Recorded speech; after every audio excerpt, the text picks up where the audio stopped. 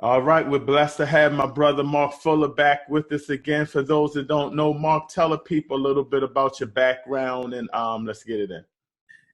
Hey, good afternoon. Thanks for having me, brother. I appreciate you.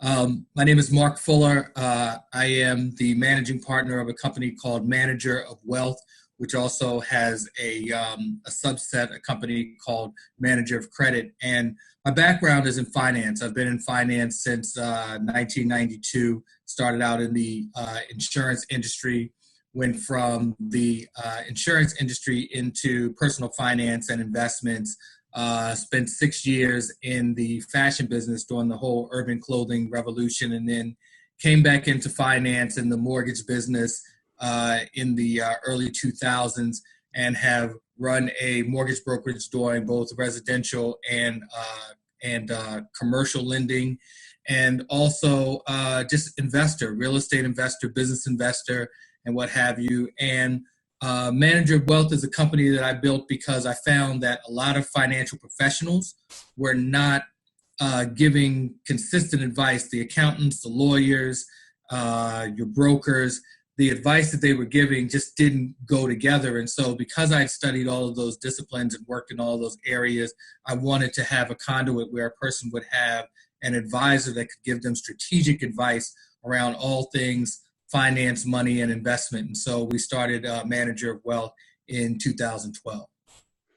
Now, I wanted to get into it. I think you mentioned it a little bit on the last time you were with us about giving or taking an assessment on your financial and your health and things of that nature. Could you go into that a little bit about, how someone can assess themselves and, why it's very important? You good? Being under this coronavirus and pandemic, right now is the best time to really do a sound and solid assessment of where we are in all areas and categories of our life. So from a financial standpoint, we really need to kind of put pen to paper and look at where are we in terms of liquidity, where are we in terms of our cash, where are we in terms of our access to credit, where are we in terms of our debt, where are we in terms of our goals, in terms of where we're in terms of where we're going. And we need to do what we need to look at it. We need to look at, are we on track for what we're really trying to get to in life, and have an honest assessment about that. Don't be embarrassed about it. If your answer to that question is no, this is the time to really start to make a plan where that's concerned. The other thing is that there's a lot of stress, of course, around this pandemic and people worrying about catching this coronavirus and what have you. The number one thing that you can do right now is really put the time and energy into getting healthier. And that means walking, running, riding your bike, lifting a little weight, doing some push-ups, doing some sit-ups, eating the proper things, more fruits and vegetables, less meat, Right.